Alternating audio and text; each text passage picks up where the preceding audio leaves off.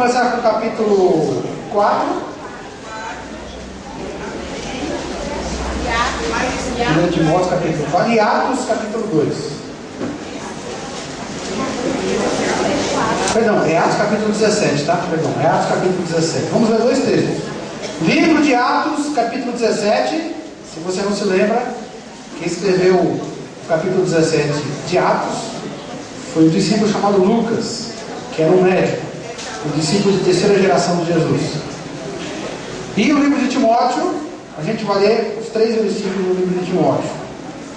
Vamos começar então com o livro de Timóteo. Quem achou pode ficar em pé, por gentileza.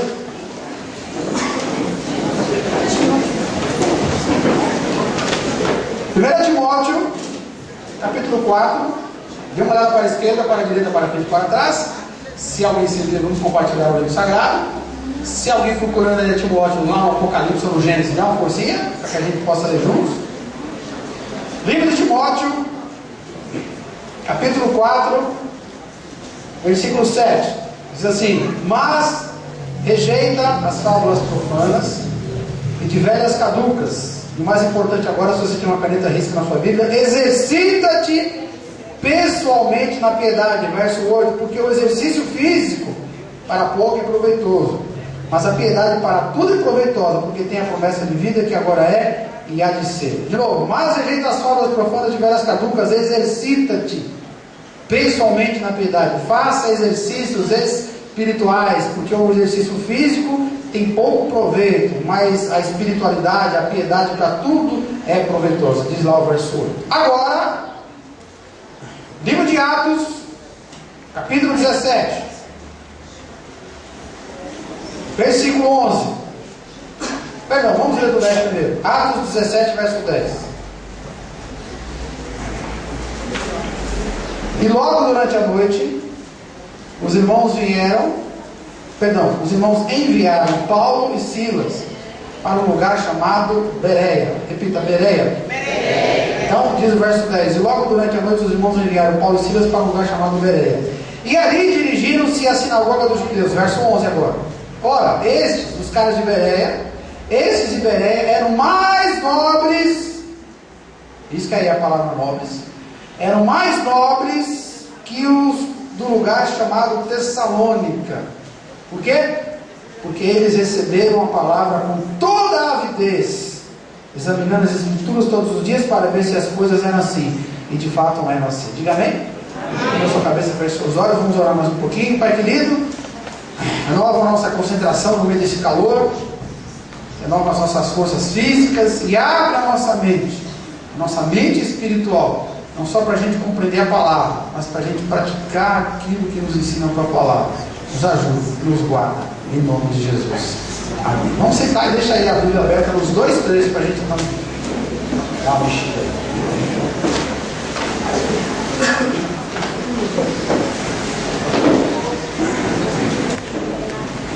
Existem coisas na Bíblia que às vezes seria melhor a gente dar uma puladinha, mas quando é a palavra de Deus não pode ser pular, tem que ser pregado. E algumas coisas que não são assim tão difíceis de entender, mas se forem mal entendidas, vão gerar não só uma polêmica, mas pode realmente deixar algumas pessoas aborrecidas. E uma delas é sobre um troço que eu chamei de qualificação ou classificação das pessoas quanto à sua vida espiritual. Falando em português mais claro, vamos falar de classe de pessoas.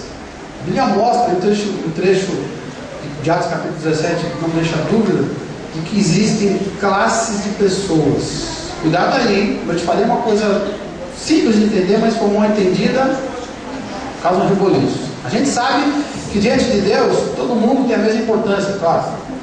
A gente sabe que Deus ama o perdido, o mais desgraçado dos pecadores, ou o mais santo dos homens. Deus ama do mesmo jeito, ambos, porque o pecado ou a santidade de cada um não faz diferença para Deus, porque Deus ama da mesma maneira. E a gente sabe, como diz a Bíblia, que uma alma vai no mundo inteiro, então daí vai calcular o valor de uma pessoa. Mas a Bíblia mostra, nesse verso 11, de que existem pessoas que, segundo o texto, são chamadas de nobres. E não no sentido de uma hierarquia feudal, uma coisa do tipo assim, rei, rainha, nada disso. Mas no sentido de uma disposição mental, como diz o original grego, de uma mente mais rica, uma mente mais elevada, mais nobre. Isso quer dizer o quê? Se a Bíblia diz, lá no verso 11, de que as pessoas que moravam naquele lugar, naquela região chamada Bereia, eram mais nobres do que aquelas outras pessoas que moravam naquela região chamada Tessalônica, se a Bíblia diz que os caras desse lado eram, de alguma maneira, melhores que os outros, é porque existe então uma classificação que Deus faz, que a Bíblia faz. Então aí você não precisa ficar melindrado por nada. Não existe aqui uma discriminação por nada politicamente incorreto. O que existe é a constatação do fato. E qual é o fato? Presta atenção agora para não entender errado. No sentido da disposição mental, no sentido de compreender as coisas e colocar as coisas em práticas e crescer na espiritualidade, ser o que Deus quer que seja, infelizmente existem dois tipos de pessoas que acreditam em Deus. Há aquelas pessoas que acreditam em Deus e se contentam espiritualmente com pouco, e aí a Bíblia chama de menos nobres. E há aquelas pessoas que acreditam em Deus e não se contentam com aquele pouco inicial, mas vão com a cabeça e buscam aquilo que Deus tem para elas. E o texto chama essas pessoas de mais nobres, de excelente visão, de excelente mente. Verso 11, ora, esses de Bereia eram mais nobres, quer dizer, estavam num nível superior, uma classe, se você preferir chamar assim, superior àqueles outros lá da cidade de Tessalônica. Eram dois grupos de cristãos que haviam crido Jesus. O apóstolo Paulo havia pregado nas duas cidades, nas duas regiões. Duas igrejas foram formadas, mas a última igreja, as pessoas da última igreja, diz o texto escrito por um médico, que era racional, dizendo, olha, esses caras aqui tinham uma mente mais aberta, uma mente mais evoluída, se você quiser usar essa palavra, do que os outros daquela cidade. Se existe então essa classificação, a pergunta inicial dessa mensagem é o seguinte: se existe então essa classificação como a Bíblia está mostrando, os crentes de, cuidado agora, hein, de segunda, vamos dizer assim, os crentes que Deus ama a todos igualmente, mas quanto à mentalidade espiritual existe uma hierarquia. Você prefere ser uma pessoa de segunda ou uma pessoa top de primeira? Pergunta idiota, né? Se existe uma classificação, se a Bíblia diz que existem pessoas que estão em um certo nível, está bom, mas existem outras cujo envolvimento espiritual, cujo interesse espiritual, cuja compreensão e a profundidade espiritual se torna maior, claro que eu quero fazer parte do segundo grupo. Quero ser, vamos dizer no texto aqui, um crente de mente nobre, um cristão de mente nobre. Se é para ser comparado, eu não quero ser de Tessalônica, eu quero ser de Bereia. Daí até algumas igrejas adotam o nome, igreja bereana, tal. De onde vem? Eles entendem. Porque eles entenderam que aqui os cristãos estavam acima dos demais, no sentido espiritual. Olha que coisa interessante. E hoje então, como eu tenho que falar sobre discipulado, escolhi esses dois textos para te mostrar quais são os recursos, para não dizer que Deus é injusto, quais são os recursos para mim, para eu, se eu quiser me tornar um cristão espiritualmente mais avançado, mais evoluído, top. Um cristão espiritualmente falando, no nível mais alto, alguém de mente nobre, como diz o texto aqui no grego, de mente mais evoluída. Se eu entendo que a minha espiritualidade é pequena, que eu não sou aquele cristão que eu deveria ser, mas Deus me ama igual ao outro, mesmo assim Deus quer que eu vá um pouco além, e eu não consigo ir, o que é que eu posso fazer para resolver esse problema? Então a palavra não deixa você ir na mão. A palavra diz quais são os recursos. E a gente vai caminhar nesse sentido. Estamos entendidos, sim ou não? Não tem nenhuma discriminação aqui. Deus ama a todos igualmente. Mas, quando eu quero, quando você quer, Deus te dá os recursos para você ir num nível além. E quando você vai num nível além, a palavra diz que você é um cristão de mente nova. Corre ali que a mãe deve estar matando o menino. Então ele está com fome, muita fome, alcoólica, né? O primeiro texto que a gente lê, vamos ler de novo lá. Timóteo, capítulo 4, verso 7. O apóstolo Paulo diz assim, olha, rejeita as baboseiras, coisas que não edificam. Verso 4. Mas exercita-te pessoalmente, quer dizer, faça exercícios espirituais, exercita-te. E faz até uma comparação no verso 8. Olha, você pode até fazer uma ginástica, um exercício para academia, correr, etc. Mas se você passar 3 meses malhando, você ficar em forma, depois de um mês, sem malhar nada, só aqui na barriga, só comendo todo mundo, você volta ao que era antes. Quer dizer, o benefício físico é pouco. Talvez o seu coração fique um pouco mais forte, talvez você tenha um pouco mais de vida, vai ver alguns anos a mais, mas é pouca coisa. Mas, ele diz o texto, o exercício espiritual, 1 Timóteo capítulo 4, verso 8, esse tem proveito que vai te levar para a vida eterna. E aí, se você virar uma folha para frente, umas 2 folhas para frente, em 2 Timóteo capítulo 2, versículo 2, o apóstolo diz assim, para o mesmo pastor que está escrevendo a carta, olha, escolhe pessoas que têm uma mente mais elevada, ou pelo menos um potencial para ter uma mente mais elevada, e a gente chama essas pessoas de pessoas idôneas. Escolhe pessoas idôneas, encosta nelas, ensina pessoalmente para elas, de tal forma que depois elas possam ensinar outras pessoas. Ensinar o quê? O tal do exercício espiritual. Então, o nosso objetivo é nós sermos um dia classificados pelo próprio Deus como crentes top de linha. Eu não sou um cristão qualquer, eu sou top de linha. Por quê? Porque eu sou um cristão nobre. Porque a minha mente é nobre. Se Paulo olhasse para mim, se viu que eu desesperei o livro de Atos lá para mim e dissesse assim, olha, se eu fosse classificar você entre os cristãos de Bereia e Tessalônica, eu botaria você na cidade de Bereia, porque eu vejo que você é um cristão nobre. Esse é o meu objetivo. Então, o que eu tenho que fazer para chegar nesse nível? A primeira coisa que o texto diz em Timóteo, procura fazer exercício espiritual. Presta atenção aqui, A primeira coisa que eu preciso aprender para ter uma vida espiritualmente elevada é ser um cristão não de segunda, mas de primeira. Eu preciso fazer exercícios espirituais. Diga, exercícios espirituais. Vamos lá? Mais uma vez, exercícios espirituais. O que são os exercícios espirituais? Olha, a gente sabe que tudo na vida que a gente faz depende de treino, depende de exercício. E a vida espiritual não é diferente. Se eu quero crescer em alguma coisa, espiritualmente falando, eu também preciso fazer exercício, preciso treinar. Há coisas na vida cristã que não se aprende só de ouvir. Você pode ficar sentado nessa cadeira aqui durante 30 anos e ouvir o pregador falar aqui durante 30 anos. Se ao sair daqui no dia a dia você não treinar, não botar em prática, não fazer, você não evolui, você não cresce, sua mente continua pequena. De segunda, nunca vi numa mente de primeira, nobre. Por quê? Porque você precisa exercitar. Por exemplo, oração. Eu posso pegar aqui uns 50 sermões falando de oração. A gente pode fazer umas 50 campanhas sobre oração e buscando oração. A gente pode fazer jejum e oração uns 10, 20 anos, não importa. Se ao sair daqui, você não for para casa, no dia a dia da sua vida, você não ajoelhar todos os dias, você não orar, e você não treinar orando, e você não orar treinando, e você não orar e não orar e não orar, você nunca vai aprender a orar. Não tem jeito. Eu posso ensinar todas as técnicas de pregação, o que é orar no Espírito, o que é discernimento na oração, o que é no Senhor. Eu posso ensinar tudo que eu souber de oração para você. Se você não treinar, se você não exercitar, você não cresce. Nunca vira um cristão de primeira. Da mesma forma, se você quiser aprender a testemunhar, pode participar de seminário, treinamento, ler livro, não importa o que você faça. Se você não se encontrar com as pessoas que você conhece, que não tem a Deus no seu coração, e você não compartilhar com elas, não testemunhar, não treinar isso, você não aprende nunca. Mais um exemplo. Você já viu quantas mensagens sobre perdão? Quem ouviu mais de 5 estudos, mensagens de pregação sobre perdão aqui, levanta a mão. Deixa eu ver, mais de 5. Puxa vida. E pelo menos uma, quem já ouviu pelo menos uma? Quase todo mundo. Fácil entender o perdão, né? O difícil é você botar em prática. Como é que você aprende o perdão? Só tem um jeito. Se alguém te ferir, e você perdoar. Tem que treinar. Esse é o exercício espiritual.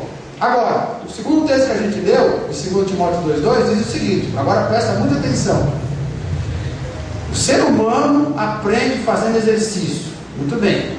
Na vida espiritual, você só aprende se você fizer exercício. Muito bem, só que tem um agravante. Na vida espiritual, você não consegue aprender só fazendo exercício. Presta atenção.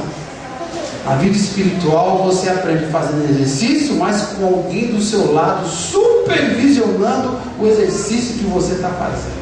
Eu sou horrível de matemática, péssimo. Mas se eu pegar um livro de matemática, pegar uma apostila, uma teoria de matemática qualquer, e começar a ler e reler, por mais cabeça dura que eu seja para matemática, eu vou acabar entendendo algumas coisas, e se eu começar a treinar, eu vou acabar fazendo alguns exercícios de matemática, e vou começar a compreender uns conceitos de matemática, eu vou aprender. Então, para toda a ciência isso vai.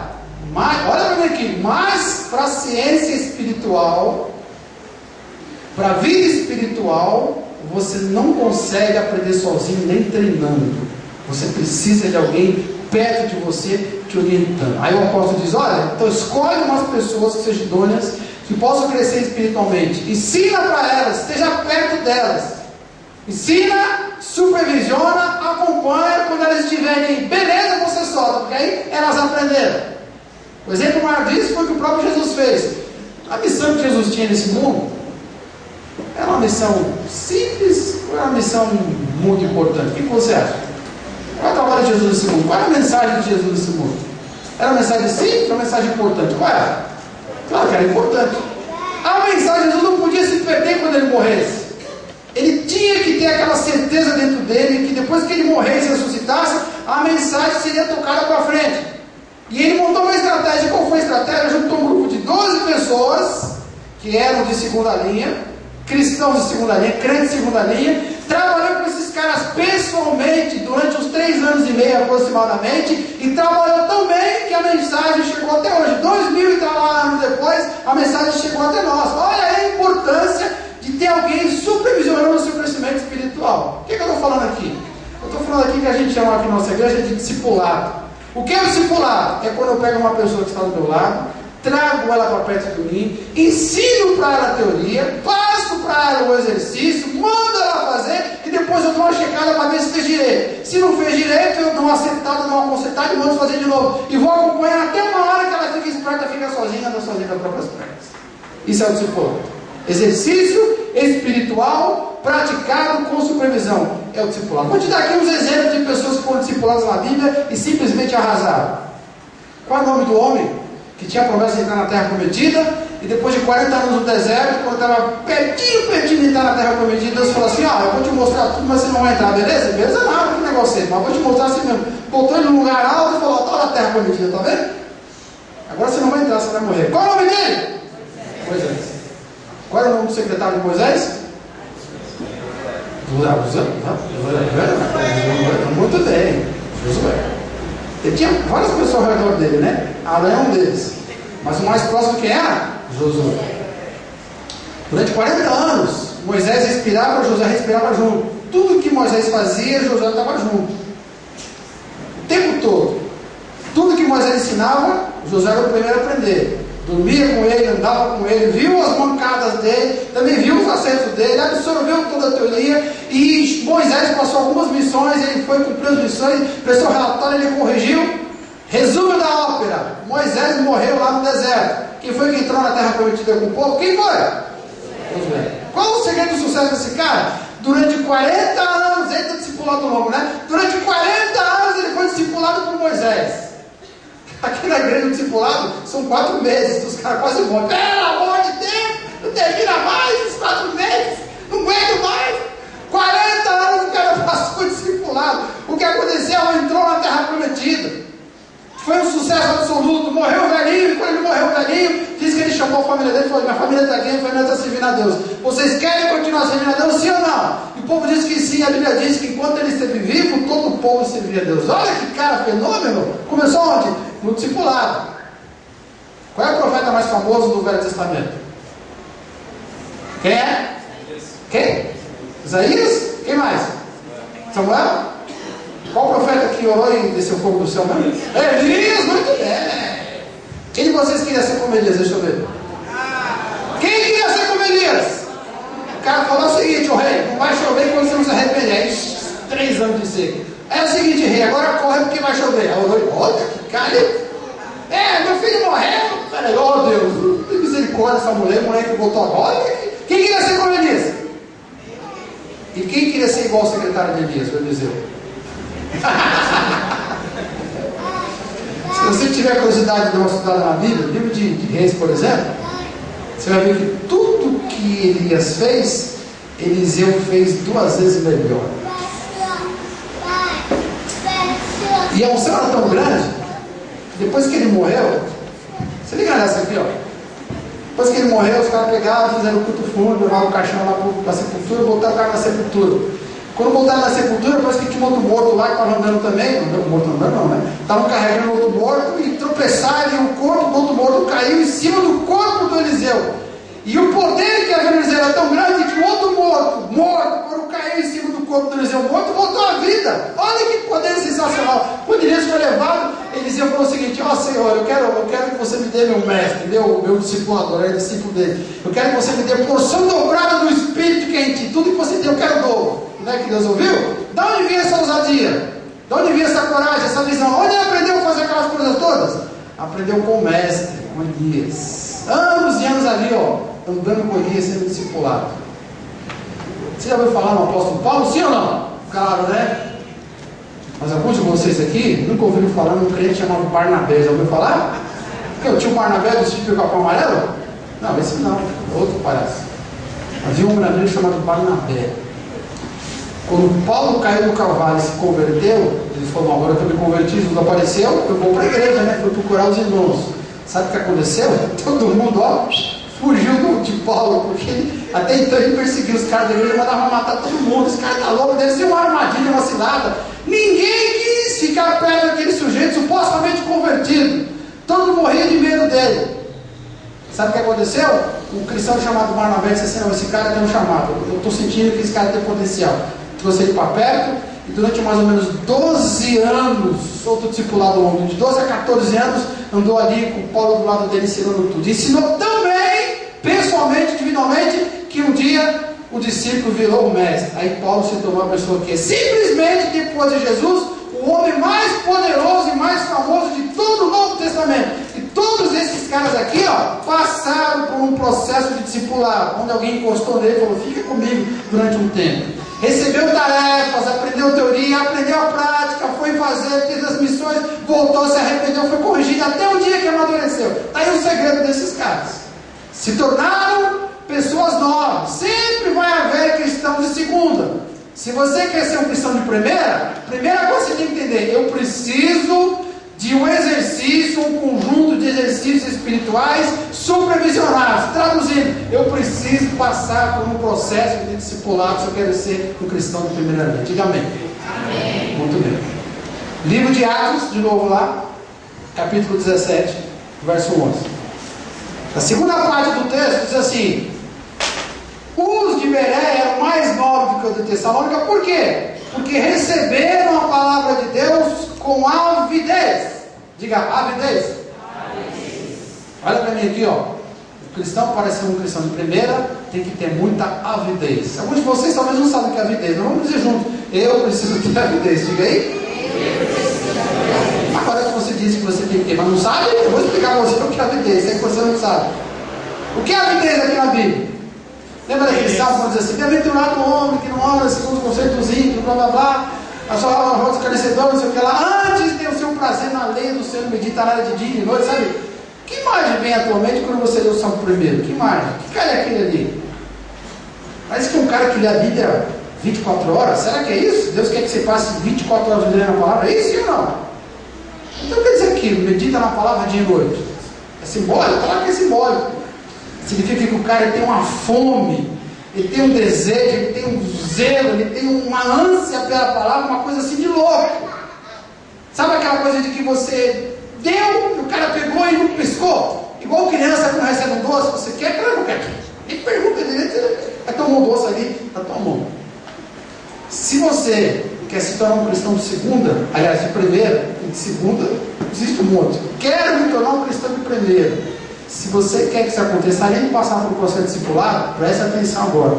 Você precisa ter avidez pela palavra. Um zelo, uma vontade, um desejo louco pela palavra. Se você é novo na fé, bebê espiritual, talvez seu coração ainda está ardendo. Você, quando chega em casa e para ler um trecho da Bíblia, cada versículo que você lê parece que aquilo queima por dentro. Então não preciso falar nada para você, porque seu coração está cheio de avidez. Mas a maioria de nós aqui não está nos primeiros dias da fé. E alguns de nós aqui, para ser sinceros, já nem tem tanto interesse assim na palavra. Pois agora está colocado o desafio. Se você quer se tornar um cristão de primeira, não de segunda, você precisa ter essa gana, esse desejo, essa avidez pela palavra, esse entusiasmo ali pela palavra. Se você não está no primeiro amor, vou te dar uma sugestão. Começa do básico. Começa do beabá, começa devagarzinho. A Bíblia diz que nós devemos desejar a palavra igual crianças pequenas desejam leite. Não vai comer feijoada, vai devagar. Bom, já que eu fui na igreja hoje, o cara pregou, disse que eu tenho que ter a vida. Então é o seguinte, a partir de amanhã eu vou estudar todos os dias 10 capítulos da Bíblia, começando com o livro de Levítico. Esse cara vai estudar a Bíblia quantos dias? Me fala essa semana. Revira, no nosso caso nenhuma, né? 10 capítulos do livro de Levítico não vai dar não, cara, vai ficar só na vontade. Então, começa devagar. Escolhe um livro que você gosta, começa no final, claro. Se o livro tem 10 capítulos, começa no primeiro e vai até o 10º. Um capítulo, pelo amor de Deus. Um capítulo por dia, se for necessário. Versículo por versículo, devagarzinho, lendo, entendendo, lendo, entendendo, lendo, entendendo.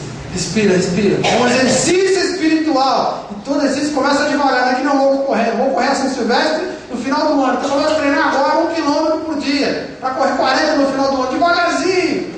Um capítulo por dia. Versículo por versículo. Não tenho vontade de ler a palavra, não tenho grana. Então, cara, eu estou te pedindo só um capítulo por dia. Devagarzinho, devagarzinho. Fechou? Fechou o texto? Fechou ali? Procura pensar naquele versículo. Procura memorizar. Mas eu queria a feijoada. Calma, cara, você não aguenta nem o leite. Fica só no leite primeiro. Um capítulo por dia. Se você fizer isso com regularidade durante um tempo, com o passar dos dias, você vai começar a sentir desejo, vontade, vai sentir um pouquinho da avidez. E quem sabe logo, logo você já está sedento da palavra. Aí sim, você pode melhorar a situação. A Bíblia diz que a gente tem que crescer na graça e no conhecimento. Se você já começou devagarzinho, decorava um versículo por semana, um versículo a cada 2 semanas, e eu procurava pensar um pouco naquele versículo, mas agora eu sinto que eu já estou um pouco mais animado, um pouco mais disposto. Então, faz o que a palavra manda, cresce na graça e no conhecimento, aumenta um pouquinho. Aí sim, em vez de ler um capítulo por dia, aumenta para 2, quem sabe para 3. Em vez de você só memorizar, procura visualizar aquilo que está acontecendo. Já pensou? Você decora o versículo, você é meu pastor, nada me faltará, ou Jesus lá levantou e disse, o cara estava no barquinho e alguém acordou, Jesus, estamos morrendo. Ele levantou, cala a boca, o mar, eu estou dormindo, pronto, li o versículo e decorei. No segundo nível, entra, não na meditação que é mais profundo, mas um passo antes da meditação, começa a visualizar o versículo. E em vez de você decorar o versículo depois de um tempo, começa a imaginar, Jesus está dormindo no barco, imagina Jesus no barco, dormindo, rompendo, babando lá em cima da barca. E de repente o barco balança, o barco balança, o barco balança, e os discípulos desesperados, parece que o barco vai afundar, e você olha na cara dos discípulos, você está vendo? Imagina, visualiza a cara dos discípulos, todos preocupados, achando que o barco vai afundar. Um deles diz assim, vai ter que chamar o mestre, não tem jeito. Aí alguém vai lá com o mão dele e cutuca o homem, né? Jesus, desculpa aí acordar o seu sono, é que já sei, o mar tá bravo. Aí você imagina Jesus levantando, ainda tirando a remela dos olhos,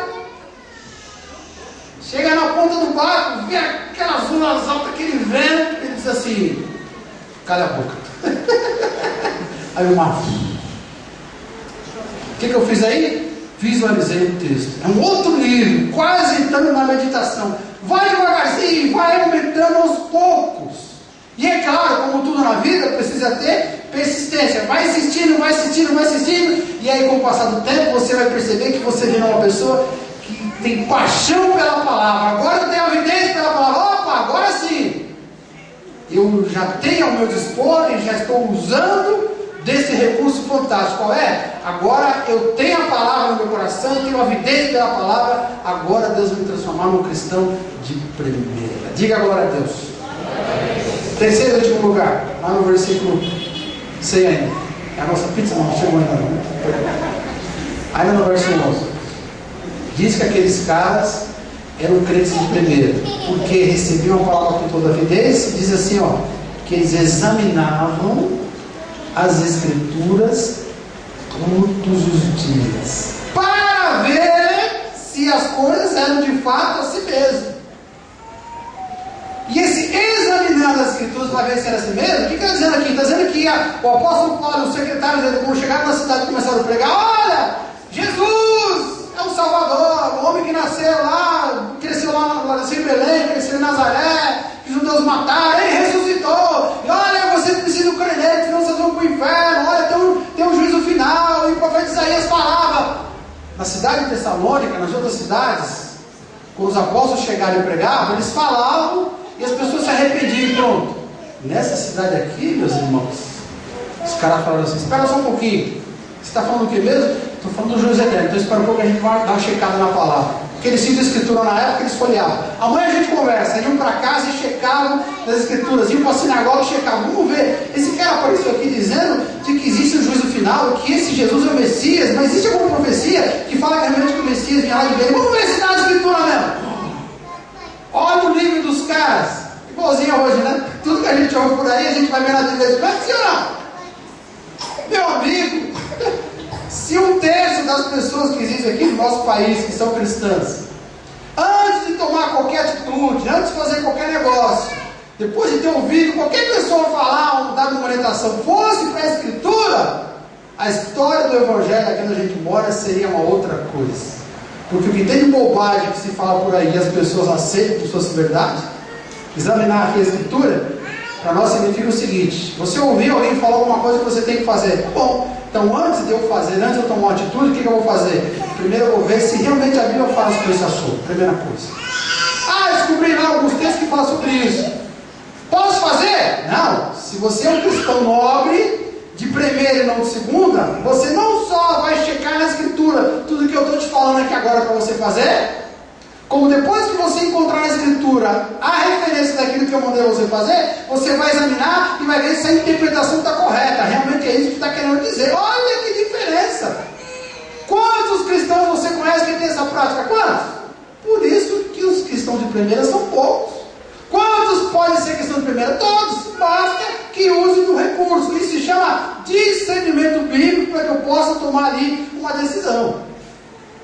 A facilidade da situação é a seguinte: lembra que eu te falei de você se tornar um cara ávido? Se você já é um cara sedento pela palavra, você já vai ter um pouco disso. Porque você vai conhecer já um pouco. Eu gosto de ler, eu gosto de estudar e não sei o que lá. Se você está fazendo discipulado, então alguém já me mostrou, já me ensinou, você já está com meio caminho andado. Algumas coisas quando aparecer na tua frente, vai estar fácil.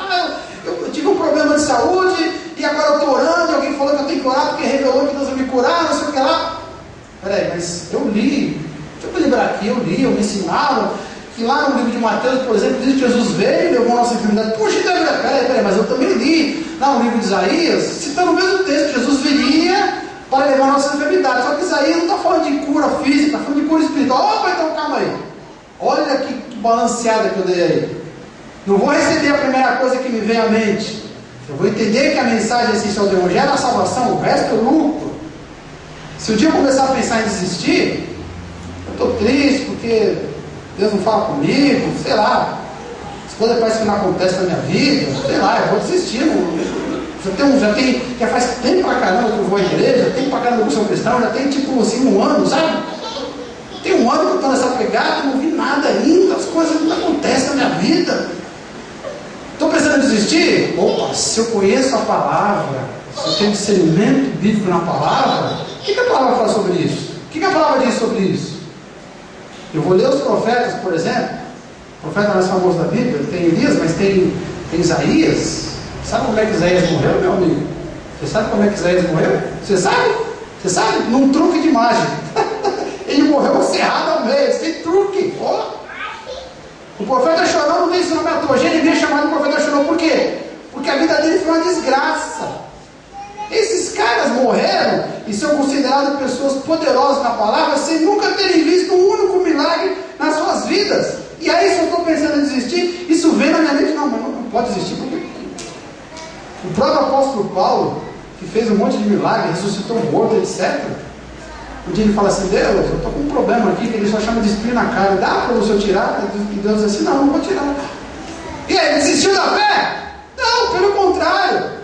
Ele creu até o final, perseverou até o final e morreu como um mártir. Sabe como cortaram a cabeça dele fora? Deus não levou ele da cadeia e não levou o Pedro antes. Aliás, o Pedro depois morreu também crucificado de cabeça para baixo. Quando você tem esse discernimento, você tem essa avidez e esse discernimento, você começa a subir de nível. Mas olha para mim aqui, ó, o mais importante. Estou falando da palavra, né? Da Bíblia. Como que a Bíblia conduz a minha vida. Se eu quero realmente saber se a Escritura me autoriza ou não fazer certa coisa, sabe qual é o caminho mais fácil? é eu perguntar diretamente para quem escreveu a Bíblia se realmente é isso que ele estava dizendo. Calma aí. Quem escreveu a Bíblia? Uma pancada de gente escreveu a Bíblia. Mas só viu um autor. Sabe quem inspirou a Bíblia toda? O Espírito Santo de Deus. Por trás de cada homem, de cada pessoa que profetizou e que escreveu e que compilou cada parte da Bíblia, havia um poder sobrenatural conduzindo a mente dessas pessoas, o Espírito Santo de Deus. E Jesus disse que o Espírito Santo viria para nos ensinar e nos lembrar. E se o Espírito Santo foi quem inspirou os caras a escrever, e hoje ele está aqui comigo me ensinando, então é fácil. Quando eu tiver um pensamento qualquer, uma ideia qualquer, eu quero fazer uma coisa qualquer, eu pergunto para ele antes, que é Espírito Santo? A Bíblia diz o seguinte, que aqui tem, lá em Deuteronômio, por exemplo, diz assim, você faz parte agora do povo de Israel, e você vai ser colocado como cabeça e não cara. Gostei dessa palavra, hein? Espírito Santo, quer dizer que você sempre primeiro em tudo, então eu posso fazer o que eu quiser, em tudo eu vou ter sucesso na minha vida, é isso mesmo, Espírito? Então é o seguinte, como eu não tenho casa, e a Bíblia diz que o Senhor vai me colocar como cabeça, o Senhor que escreveu lá, hein? Eu sou cabeça e não cauda, então eu vou fazer uma prestação ali de uma casa, mas apareceu a oportunidade de fazer também a prestação de um carro, mas como eu quero ser o primeiro em tudo, eu acho que eu vou comprar primeiro ali primeiro um carro. Peraí, Espírito Santo, o Senhor disse que eu seria cabeça, eu devo comprar o carro em 60 prestações suaves, ou eu devo começar a pagar a prestação de uma casa? O que você acha que o Espírito vai te responder? Você perguntar para ele, o que você acha? Você não tem um caso? Pergunta para ele. Recebi uma grana, uma indenização, e aí tem lá alguns parentes seus que estão passando fome, tem lá a sua igreja com alguns problemas financeiros, você mesmo tem umas dívidas para pagar, mas eu tenho um sonho dentro do meu coração. Desde que eu tinha uns 15 anos de idade, eu era rejeitada lá na escola. Qual é o sonho? Esse sonho eu vou poder realizar agora porque eu trabalhei numa empresa, eu tinha um processo na empresa e ganhei um dinheiro, agora eu vou... Qual é o sonho, mano? Eu vou botar um silicone, não estou binado com esse negócio aí. Você já perguntou para quem escreveu a Bíblia? Está escrito que a serva do Senhor jamais será humilhada. Eu fui humilhado, agora eu quero ser exaltado. E uma pergunta para ele: Espírito Santo, eu vou botar um silicone ou não? Você acha que ele vai responder? Se você tem filho pequeno, por exemplo, cuidado aqui, olha para mim aqui, Se você tem filhos pequenos, a gente tem uma tendência de fazer o seguinte: achar que a igreja é que vai ensinar os pequenininhos. Olha para mim aqui, Cuidado. A palavra diz que os meus filhos são santos porque eu sou santo, glória a Deus. A palavra diz de que crê no Senhor Jesus, será salvo tu e tua casa. Meus filhos são da minha casa. Isso quer dizer o quê? Quer dizer que eu não preciso fazer nada. Eles vão crescer e vão se converter. Então pergunta para quem escreveu a Bíblia se esses versículos. Pergunta, faz uma oração, diz: Deus querido, que inspirou a palavra através do Espírito Santo. Esses versículos realmente estão dizendo que eu não preciso fazer nada. Deixa que a igreja vai evangelizar os meus filhos. É isso mesmo? Pergunta para ele. E o geral, o que o Espírito vai te ensinar, vai te dizer? Eles vão crescer, Deus vai dar graça. Pensa. Há pessoas que depois que começam a ler a Bíblia, geralmente elas começam bem radical, Chuto fora a barraca de tudo. Depois começam a ler a Bíblia, aí percebem que o Evangelho é graça, que ele tem aquela coisa de posição, de peso. E aí, ao invés de entrar no meio termo equilibrado, elas vão para o outro extremo. Então ele é ser ferré, como dizia o bom francês, quer dizer, se dá em tudo, do jeito que der. Se eu puder obedecer, eu obedeço. Se eu não puder obedecer, Deus me ama do mesmo jeito. Afinal, a Bíblia diz lá que fomos chamados à liberdade. A liberdade foi que Cristo nos chamou. Então, não devemos deixar prender por nenhum jugo. O cara lê aqueles versículos que fala de liberdade. Cuidado aí para não cair na tal da libertinagem. Porque baseado nessa ideia de liberdade, o cara diz assim: já não estou mais contente com essa mulher aqui. Porque quando eu conheci ela, ela tinha 20, era muito chutona. Agora não, já tem uns... Já tem anos de idade, já tem algumas rugas, uns cabelos brancos, uma barriguinha, e ela está muito chata, Deus. E como a palavra diz que eu tenho liberdade em Cristo, que tudo aquilo que a gente faz por obrigação não é de Deus, então a palavra diz isso tudo, então eu vou chutar essa mulher, vou arrumar outra, cuidado aí, Então, antes de você achar que é isso que você entendeu, pergunta para quem escreveu ali a palavra. Eu estou com um problema lá na minha igreja, no meu ministério, Deus chamou para fazer um trabalho, mas eu, desculpa a expressão, todo saco cheio, os caras me perturbando, não vai dar certo, eu vou tirar umas férias indefinidas, vou ficar tipo uns 3 anos sem fazer nada. Opa!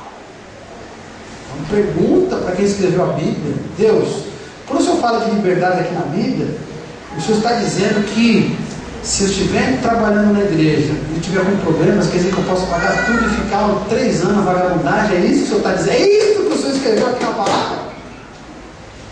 Quando fala de liberdade aqui, que eu li aqui, ó, que é por amor e não graça, se eu tiver um aperto financeiro, por exemplo, ó Deus, você sabe todas as coisas, sabe que eu estou apertado financeiramente, então nos próximos 6 meses eu não vou dar o dízimo, tá bom? Afinal, fomos chamados à liberdade, não viu o dízimo da época da lei. Pergunta para Deus.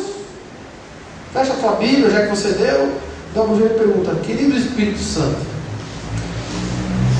eu fiz umas burradas com o meu dinheiro, e nos próximos 6 meses eu estou lascado. Como eu tenho liberdade, segundo o Senhor escreveu aqui na palavra, essa liberdade significa que eu posso passar 6 meses sem dar o dízimo? É isso mesmo? Sim ou não? Pergunta para ele. E veja lá o que o Espírito Santo vai te responder.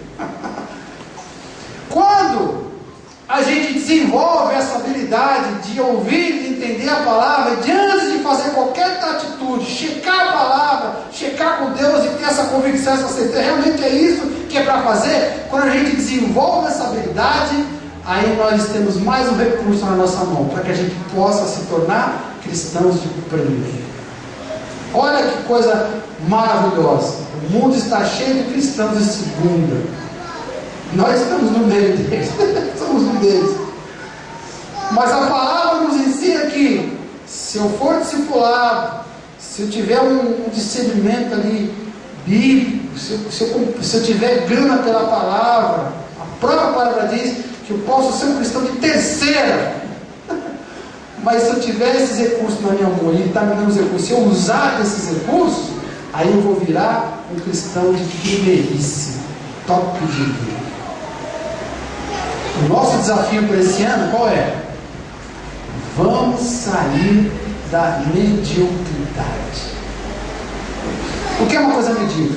Há muitos anos atrás, se você pintasse um quadro, se não fosse lá grande coisa pintar, mas você pintasse um quadro e ficasse mais ou menos. O cara chegava para você e dizia assim, olha, parabéns, hein, seu quadro está medíocre. O teu quadro eu vou na orelha desse. Não, há uns bons anos atrás, se alguém falasse, o seu quadro, o trabalho que você fez está medíocre, você dizia obrigado. Quer dizer, não está ruim, mas também não está perfeito, você está no caminho. Eu elogio então. Hoje é um sentido pejorativo, né? Medíocre quer dizer, não vale nada, porcaria. Então, usando o sentido antigo, mediano. Os cristãos de hoje estão muito acomodados, são meia-bocas, são medíocres, são medianos. Deus já está cansado de crente medíocre, mediano. Está na hora da gente usar os nossos recursos e, usando desses recursos, nos tornarmos crentes de primeira. Chega de mediocridade, chega de babaquice, chega de idiotice espiritual em nome de Jesus que a gente faz.